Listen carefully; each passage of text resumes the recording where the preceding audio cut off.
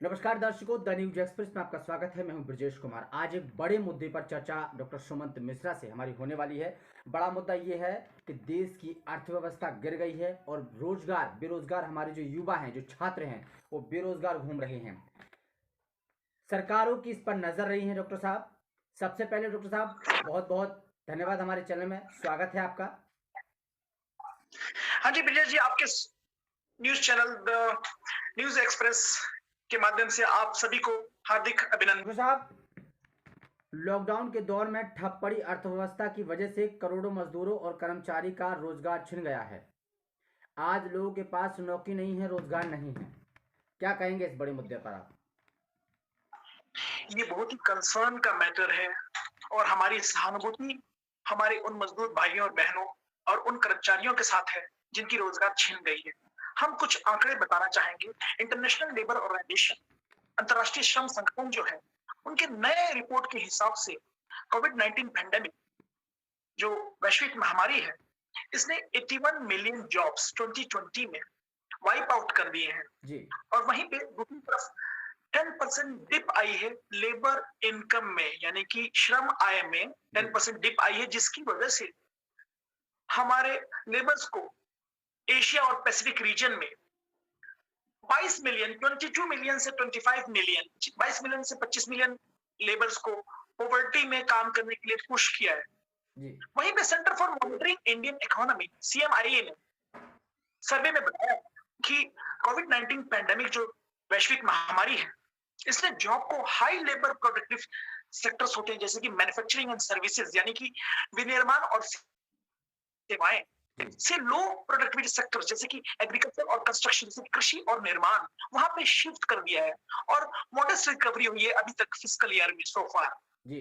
दूसरी तरफ पे पॉलिसी मेकर्स बोल रहे हैं कि जो इस महामारी में जो इंडस्ट्रीज कोलैप्स किए थे, कुछ फ्लोरिश किए थे और वर्कर्स स्टे होम कर रहे हैं, तो ये परमानेंट रहेगा, इतनी जल्दी खत्म नहीं हो गया। हमने देखा कि जब फर्स्ट लॉकडाउन अनाउंस किया गया जी। नोवल कोरोना वायरस को फाइट करने के लिए, जी। तो उसमें हमने कितना सफर किया पूरे विश्व में। लेकिन अब धीरे धीरे हम सर्वाइवल मोड से स्ट्रेटेजी मोड में जा रहे हैं, यानी कि धीरे धीरे अस्तित्व मोड से रणनीति के मोड में शिफ्ट आया है और हमने अपॉर्चुनिटी में न्यू वे ऑफ वर्किंग सीखा। यानी कि जैसे हमारे माननीय प्रधानमंत्री श्री नरेंद्र मोदी जी ने बताया कि आपदा में अवसर देखना, जान भी जहान भी, life as well as livelihood, ये हमने सीखा। और वहीं पे अंतरराष्ट्रीय श्रम संगठन इंटरनेशनल लेबर ऑर्गेनाइजेशन ने एस्टिमेट किया है कि जो ह्यूज जॉब लॉसेस हुए हैं वर्ल्ड वाइड, तो उससे एक फिस्कल गैप क्रिएट हो गया है, जिससे कि इनइक्वालिटी आ गई रिच और पुअर कंट्रीज में, और वो काफी थ्रेटनिंग कंडीशन है। वहीं पे इंटरनेशनल लेबर ऑर्गेनाइजेशन ने ये भी बताया कि ग्लोबल लेबर विश्व में पूरी इनकम जो है वो, अगर हम कंपेयर करें फर्स्ट 3 क्वार्टर ऑफ 2020 उसी पीरियड 2019 में, तो डिक्लाइन हुआ है 10.7%, यानी कि 3.5 ट्रिलियन यूएस डॉलर्स की डिक्लाइन हुई। हमारे इंडियन फॉरेन मिनिस्टर माननीय श्री एस जयशंकर जी राइटर्स को बताया कि जो वैश्विक पैंडेमिक है, इस वैश्विक पैंडेमिक ने एक्सीडेंटल चैलेंज दिया और सरकार ने रेगुलर बेसिस पे 800 मिलियन सिटीजन्स को, यानी कि 80 करोड़ भारतीय नागरिकों को खाना प्रोवाइड किया और प्रोवाइडेड सस्टेन्ड बिजनेस फंड्स, यानी कि निरंतर व्यवसाय निधि प्रदान किया। यानी कि एक तरह से देखा जाए कि in way of sense of social welfare system हमने स्टार्ट किया, यानी कि हमने एक सामाजिक कल्याण प्रणाली की शुरुआत की जी। और वहीं पे फिलीपींस सेंट्रल बैंक के गवर्नर मिस्टर बेंजामिन ने बताया कि it will be a fallacy to think we will go back to where we were before, यानी कि ये सोचना एक भ्रम होगा कि हम जहां थे पहले वहां पे वापस जाएंगे। यानी कि अब हमें एक विजन होना चाहिए कि न्यू नॉर्मल क्या होगा। हमारे पास एक दृष्टिकोण होना चाहिए, विजन होनी चाहिए कि नया सामान्य क्या होगा, what will be the new norm. इस वैश्विक महामारी ने, जिसमें देखा है कि टफ लॉकडाउन्स लगे, टफ रेस्ट्रिक्शंस लगे जी, तो विश्व के सभी देशों के उद्योगों और मजदूरों को समाप्त कर दिया है।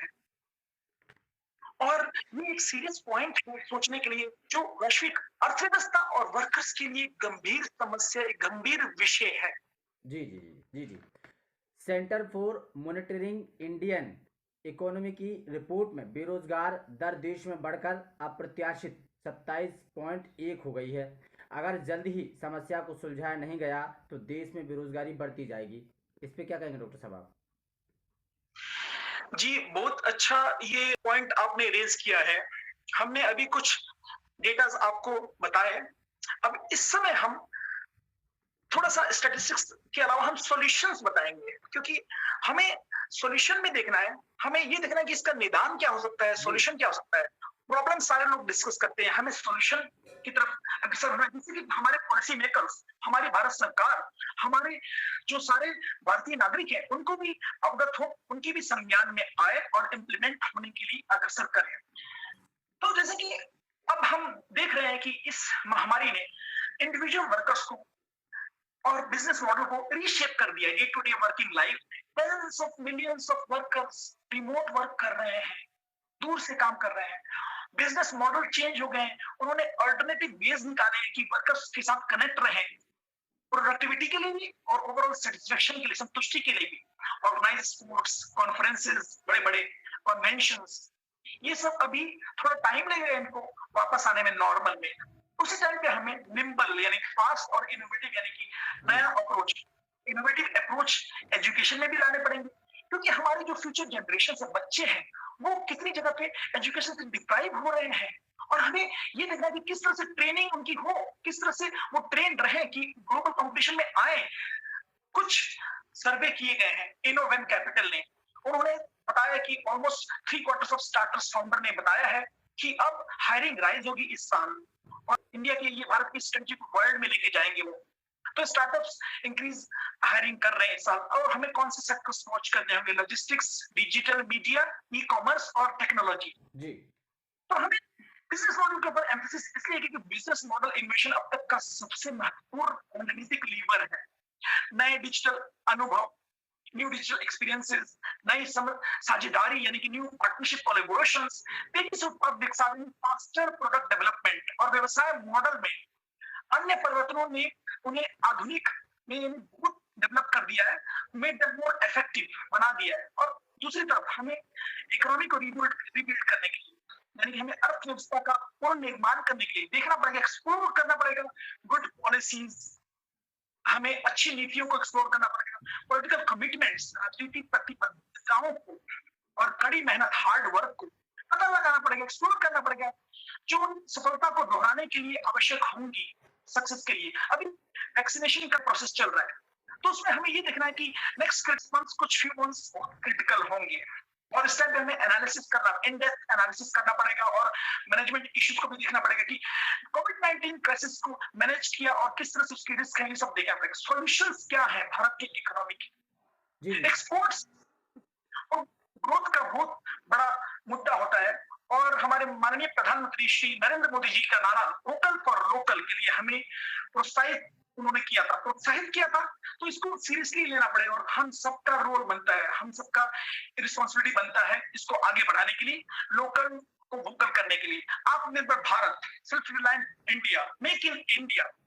इंडिया, भारत ये कॉम्पिटिटिव को वर्ल्ड इकोनॉमी में बढ़ा सकता है बाय इन्वेस्टमेंट इन इंफ्रास्ट्रक्चर में निवेश को बढ़ावा देके। ह्यूमन रिसोर्स डेवलपमेंट इंडिया का फोर्टे है, यानी कि भारत की ताकत है, एक ऐसा क्षेत्र है ह्यूमन रिसोर्स डेवलपमेंट जिसमें हम अच्छे हैं या मजबूत हैं। हमें एजुकेशन सिस्टम बढ़ाना पड़ेगा, इक्विप करना पड़ेगा वर्कफोर्स को स्किल्स के साथ, स्किल मैपिंग मॉडल के साथ, जिससे कि वो वर्ल्ड में इंटीग्रेट हो सके, वर्ल्ड की कंपटीशन को सोक कर सके, उसमें इजीली अडेप्ट कर सके। जी जी जी। भारत को सिलेक्टिविटी का अप्रोच बढ़ाना पड़ेगा, चयनात्मक दृष्टिकोण बढ़ाना पड़ेगा, ग्लोबलाइजेशन के लिए, वैश्वीकरण के लिए, लिबरलाइजेशन के लिए, उदारीकरण के लिए, प्राइवेटाइजेशन, निजीकरण के लिए। और ये जो राइट चॉइसेस बनाने हैं, ये सिर्फ ब्यूरोक्रेसी या पॉलिटिकल सिस्टम को नहीं, बल्कि सबको, यानी कि फोर विंग्स ऑफ सोसाइटी, जैसे कि इंटेलेक्चुअल्स, बुद्धिजीवी, बिजनेसमैन, व्यापारी, ब्यूरोक्रेसी, नौकरशाही और पॉलिटिशियन, इन सबको, नेताओं को, सबको मिलकर काम करना पड़ेगा। ये सिर्फ एक की जिम्मेदारी नहीं है। और हमें ये डाउट नहीं होना चाहिए कि स्टेट जो है, राज्य, उनके रोल में डाउट नहीं होना चाहिए, उनका बहुत स्ट्रॉन्ग रोल होता है। हमें ये देखना पड़ेगा उनकी राज्यों की लीगल सिस्टम, यानी कि कानूनी प्रणाली, रेगुलेटरी सिस्टम, यानी कि नियामक प्रणाली और मॉनेटरी फंक्शंस जो होते हैं, यानी निगरानी प्रणाली, उनको स्ट्रेंथन करके मजबूत बना के उनको इफेक्टिव बनाना पड़ेगा। फॉरेन डायरेक्ट इन्वेस्टमेंट को परमिट करना पड़ेगा और एनकरेज करना पड़ेगा उन सेक्टर्स को जो जो इनकम जनरेट करेंगे, एम्प्लॉयमेंट क्रिएट करेंगे और नेट एक्सपोर्ट अर्निंग को बढ़ाएंगे, उनके ऊपर एनकरेज करना पड़ेगा। भारत को लाइक माइंडेड कंट्रीज के साथ कोलैबोरेशन करके डब्ल्यूएचओ जैसे कि वर्ल्ड ट्रेड ऑर्गेनाइजेशन या ऐसे और भी फोरम्स हैं, उनको कन्विंस कराना है कि मल्टीनेशनल्स को technology transfer, sharing economy, information, promoting employment, multilateral agreement. जैसे कि हमने पेंडेमिक ने हमें क्या सिखाया है कि अगर हम डिसजॉइंटेड हो, अलग अलग हो, तो हम फेल हो जाएंगे। बिल्कुल तो हमें पेंडेमिक कोऑपरेशन कर रहे हैं। कोविड-19 की वैक्सीनेशन में देख रहे हैं आप, ऑक्सफोर्ड एस्ट्राजेनेका, ऑक्सफोर्ड ने कॉन्ट्रैक्ट किया एस्ट्राजेनेका साथ और Covishield serum institute of India उसको मैन्युफैक्चर कर रहा है। Pfizer and biotech combination, collaboration, तो यहाँ पे स्ट्रेटेजी, प्लानिंग, लॉकडाउन सब कुछ कोलैबोरेशन होता है। इससे हमें सीखना चाहिए और इसको अप्लाई करना चाहिए। भारत को इंफ्रास्ट्रक्चर को स्ट्रेंथन करना जरूरी है और हमारे बजट में भी काफी इसके ऊपर किया गया है। और ह्यूमन रिसोर्स में वो चीजें जैसे कि यूनिवर्सल लिटरेसी और हेल्थ फॉर ऑल, इसको बढ़ावा देना चाहिए। एजुकेशन के लिए और हेल्थ के लिए बढ़ावा देना चाहिए। सोशल सिक्योरिटी बढ़ेगी तो इकोनॉमी बढ़ेगी और ग्लोबल कॉम्पिटिटिव में आएंगे लोग। इंडस्ट्रियल ऑर्गेनाइजेशनल स्ट्रक्चर को इस तरह से बढ़ाएं कि उसमें कंपटीशन बढ़े और कोऑपरेशन भी बढ़े जी। ये सब जरूरी है और लीडरशिप रोल देना जरूरी है भारत को। बड़े बड़े इंटरनेशनल लेवल पे इकोनॉमिक इश्यूज पे लेना पड़ेगा और कंट्रीज के साथ। और ऐसा कोई मॉडल नहीं है कि हम पेसिमिस्टिक हों। भारत की अभी भी डेमोग्राफी स्ट्रांग है। भारत में अभी जो डाइवर्सिफाइड इकोनॉमी है और उसमें बिजनेस क्लास स्ट्रांग, डायनेमिक है, पॉलिटिकल और जियोपॉलिटिकल स्टेबिलिटी है और इंस्टीट्यूशन बेस और पॉलिसी फ्रेमवर्क बहुत स्ट्रांग है। तो हमें इसमें हताश नहीं होना है, हमें इसमें निराश नहीं होना है। अभी हमारे पास है और कंटिन्यू पॉलिसी अटेंशन रिफॉर्म्स पे। जी डॉक्टर साहब, जी डॉक्टर साहब, 2014 से सरकारों ने, यानी कि हमारे देश के प्रधानमंत्री, यशस्वी प्रधानमंत्री नरेंद्र मोदी जी ने 2014 में जब सत्ता में आए थे तो उन्होंने ये बोला था कि हम रोज़गार निकालेंगे। लेकिन हमारे जो युवा हैं वो बेरोज़गार घूम रहे हैं, पढ़ाई करने के बाद बेरोज़गार घूम रहे हैं। आपकी तरफ से उन युवाओं को क्या संदेश और ख़ासकर सरकार को क्या संदेश, क्यों नहीं निकाल रही है वैकेंसी सरकार? ठीक है, अब ये मेरा फाइनल मैसेज रहेगा क्योंकि जैसे आपने बोला कि टाइम हो रहा है, तो हमें ये पॉलिसी मेकर्स को भी अभी हमने जो पॉलिसीज बताए, जो सॉल्यूशंस बताए, उन्होंने जरूर ध्यान दिया होगा, सरकार ने और पॉलिसी मेकर्स ने, और हमारे युवाओं ने भी देखा। हमारी पूरी संवेदना उनके साथ है। ग्रोथ राइट्स ऑन रिफॉर्म्स, जो विकास है वो सुधारों पर निर्भर करता है और जो रिफॉर्म्स आ रहे हैं, सुधार आ रहे हैं, उनको हमें अडेप्ट करना पड़ता है। और एज रिस्पॉन्सिबल सिटीजन्स हम सबकी जिम्मेदारी होती है कि सपोर्ट करें। ताजमहल एक दिन या एक रात में नहीं बनता है।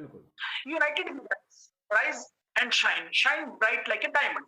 तो हमें सरकार की सकारात्मक वे में हेल्प करनी चाहिए और सरकार को देखना है कि ये सिटीजन्स उनकी जो है उनकी बच्चों के समान होते हैं। तो एक फैमिली की तरह देखना चाहिए सिटीजन्स को। एक सिटीजन एक उनकी फैमिली होती है, पूरी फैमिली। तो जब हम वसुधैव कुटुंबकम की बात करते हैं पूरे वर्ल्ड की, बिल्कुल, तो हम अपने को भी एक फैमिली की तरह देखें और सरकार जरूर और ब्यूरोक्रेट्स जरूर उसके ऊपर, प्रोफेशनल जो ग्रुप्स है वो जरूर उसके ऊपर काम कर रहे हैं।